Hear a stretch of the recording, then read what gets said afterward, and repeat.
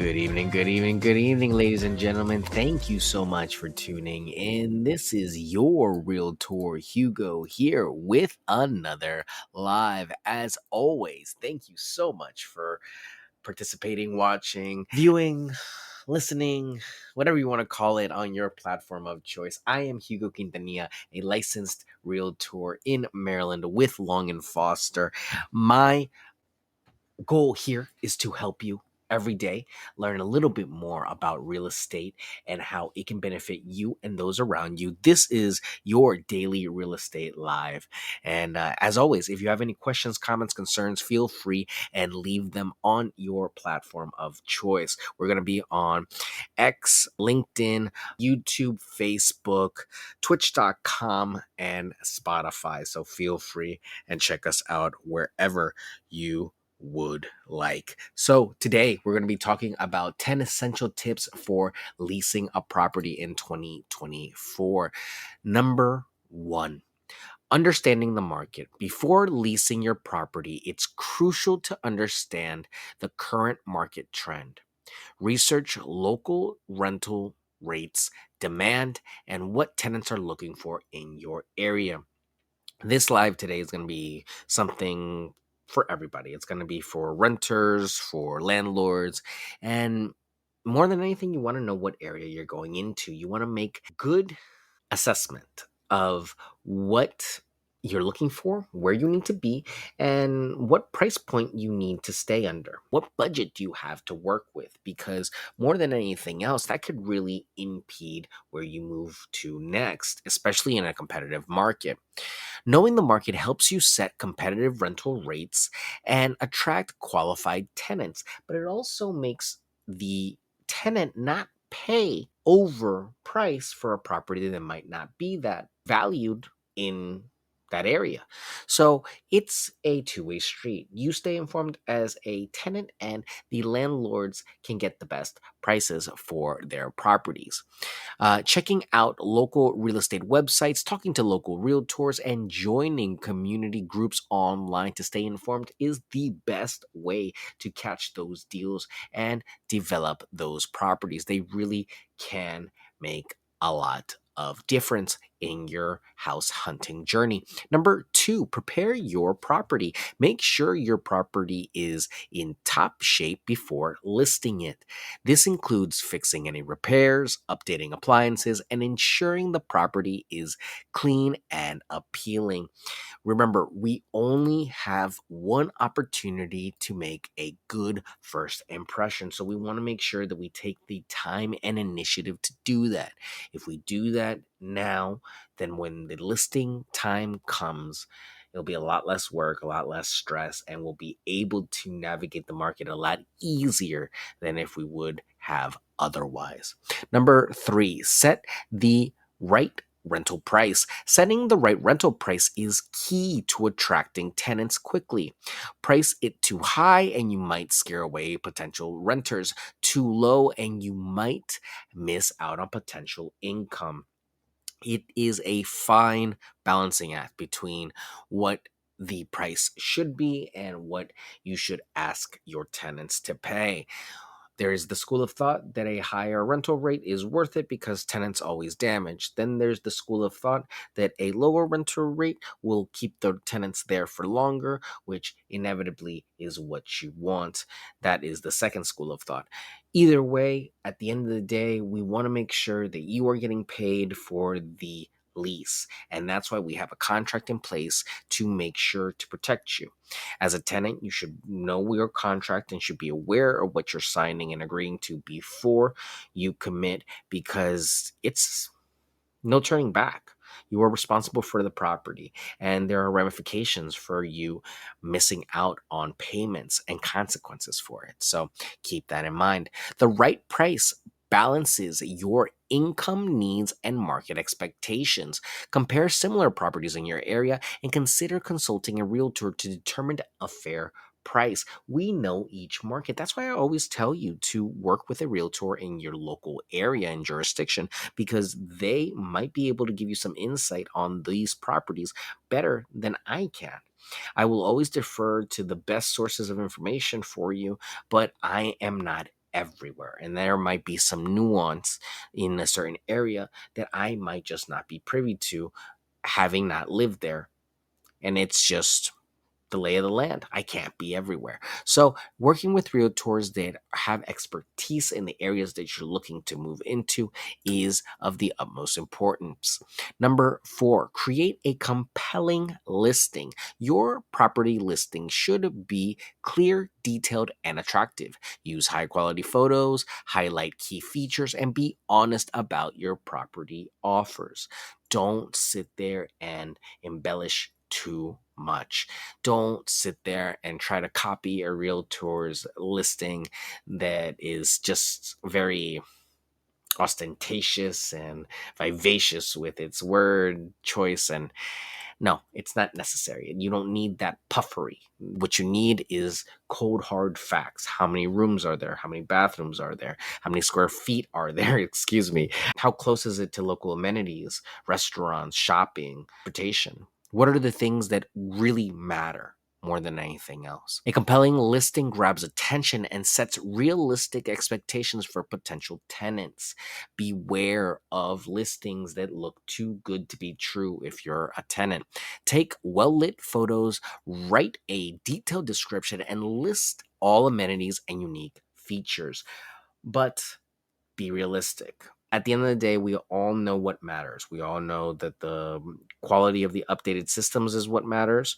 The flooring is what matters. The roof's what matters. The bathroom is what matters. And the bedrooms is what matters. The last thing that is ideal, if you can find in a home, is a great kitchen. Because remember, most of us spend time in our kitchen more than anywhere else. So make sure it looks good.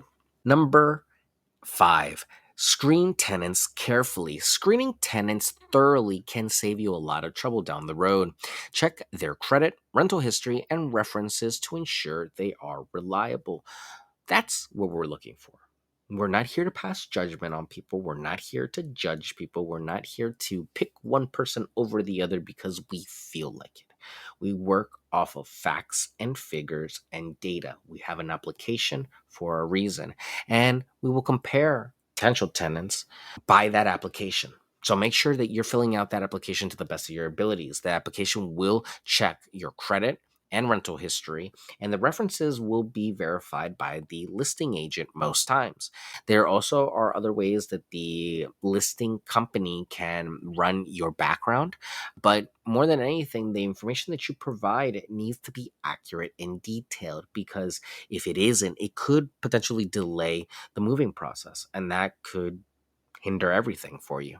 So, a good screening helps avoid late payments, property damage, and legal issues. So, it's super important to make sure that you're taking the time to do that to save yourself a headache in the future. Using a tenant screening service or asking for references, proof of income, and conducting a background check are great ways to prevent a mishap when it comes to selecting a potential tenant. Now, with the background check, you have to be careful. Every jurisdiction is different, and there is limitations now on what type of background check you can do. So, landlord, beware. But as you all know, I'm a realtor, and you know that a realtor can help you save all the guesswork out of all of this. So don't hesitate to work with a realtor and save yourself some headache. Number six, draft a solid lease agreement. Your lease agreement should clearly outline the terms of the rental, including rent amount, due dates, maintenance responsibilities, and any rules or restrictions. Why it matters. A clear lease protects both you and the tenant from misunderstandings and legal issues. Consider having a lawyer or realtor review your lease to ensure it covers all necessary aspects. And again, that's why we want you to be represented by a lawyer or realtor or real estate professional. Any one of those three can practice real estate because they are trained in the contracts that we work with and interpreting those contracts to communicate them back to you. So make sure that if you are working with a landlord directly as a tenant, that you are verifying that these leases are good. It cannot break the law. So a lease cannot break Maryland or Montgomery County law. And that is point blank, period. Doesn't matter who's leasing it. Doesn't matter if it's a lawyer or anybody. A lease cannot violate Maryland law. So as long as the lease is within the parameters of Maryland law, then you are okay. You don't have to worry about too much when it comes to your own lease. And many landlords use real estate services to lease out their properties because of the danger of fair housing litigation. No one wants to be sued, and especially in this day and age when things can become so litigious so quickly. Number 7, understand your legal obligation. Speaking of litigation, as a landlord, you have legal responsibilities. These include ensuring the property is safe, addressing repairs promptly, and respecting tenant privacy. Your landlord should not be popping into your property unannounced.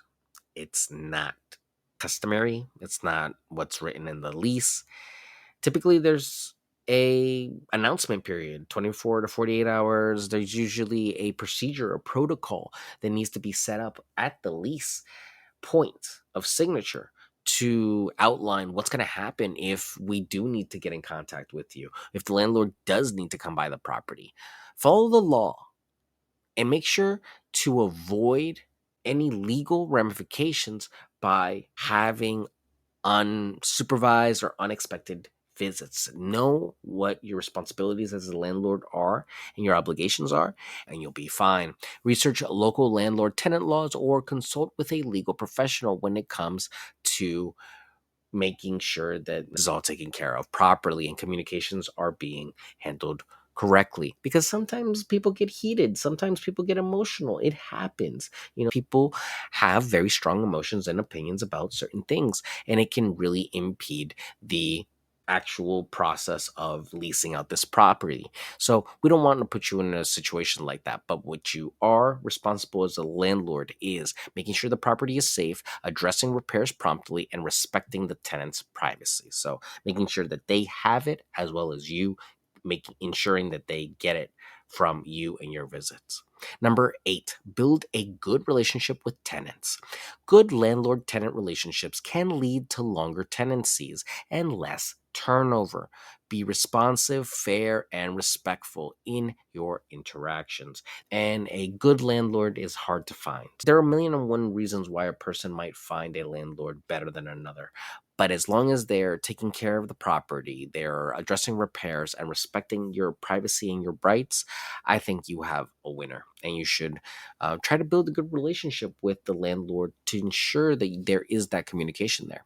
Happy tenants are more likely to take care of your property and pay rent on time. Clear communication addresses concerns quickly, and tenants tend to treat with more respect their landlords that they have good relationships with. Number 9, have a plan for maintenance and repairs. Regular maintenance keeps your property in good condition and prevents small issues from becoming big problems. Have a plan for addressing repairs quickly. Well maintained properties retain value and attract good tenants. Schedule regular inspections and set aside a budget for repairs and upkeep outside of the income for the property. Why do I say that? Because you might run into a situation where you have a few repairs that stack up on you, and the waiting from the income to come in from the rent is not going to be fast enough for you to build up that excess money to possibly do the repair in a timely fashion. We don't want the tenant waiting 3 months to get a shower fixed or a toilet out or a roof plug up. What we want is this to be done quickly. So you need to have that extra money available as a landlord to address these things when they do pop up. So it's a good practice to have.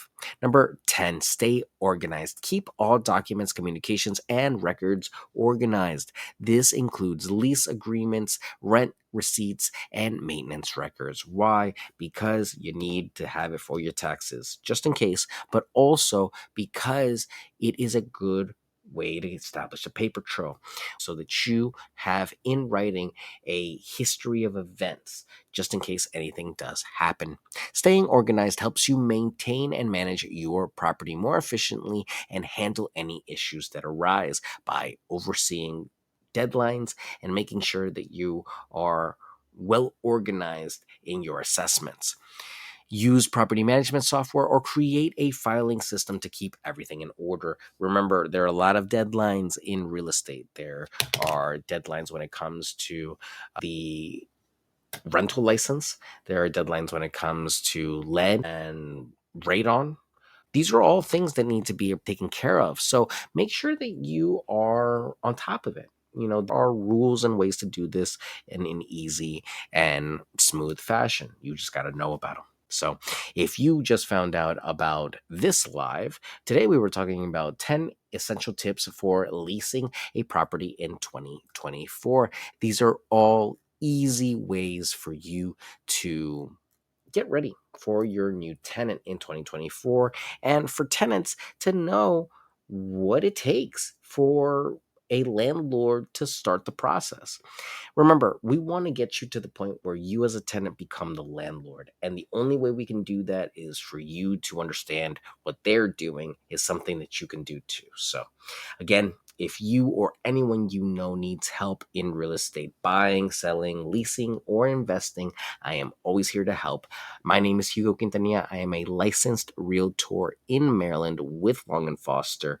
Phone number 240-389-4846. My email is hugo@lnf.com, and my website is yourrealtorhugo.com. All right, ladies and gentlemen, I will see you all tomorrow. Tomorrow, we're actually going to have the real estate rundown, which is the top 10 real estate news stories of the week. So feel free and tune in for that. Thank you to everyone that's watching on Spotify and everywhere on the platforms of your choice. I really do appreciate it, and feel free and share it with those around you. Take care. Have a great night, and I will talk to you all tomorrow. Take care. Bye.